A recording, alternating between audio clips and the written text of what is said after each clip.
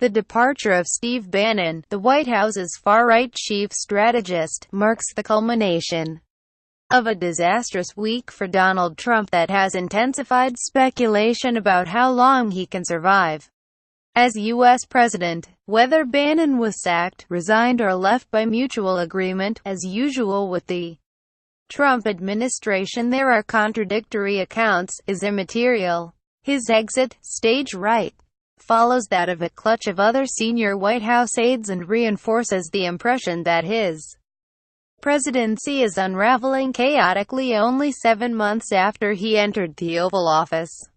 Observer: Adam Trump has only himself to blame.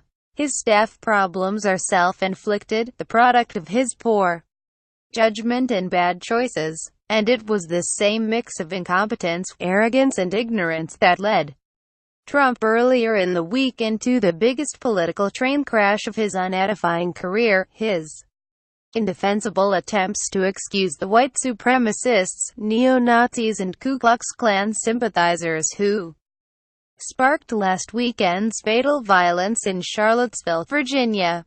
One would have thought that even Trump, despite all his hubris and egotism, would know better than to jump feet first into America's most sensitive issue, racial division. But he simply could not stop himself. When challenged about his apportioning of equal blame to both sides in Charlottesville, Trump let the mask slip.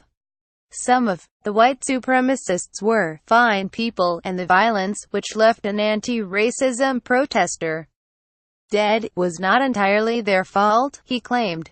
Then, in an impromptu defense of the Confederacy, this lineal successor of Abraham Lincoln went on to equate Southern rebel generals with George Washington and the Founding Fathers. Does Trump suffer from some kind of political death wish? If so, we must hope his fall comes quickly. It is hard to think of any precedent for such a calamitous display of insensitivity, historical ignorance and uncomprehending political stupidity.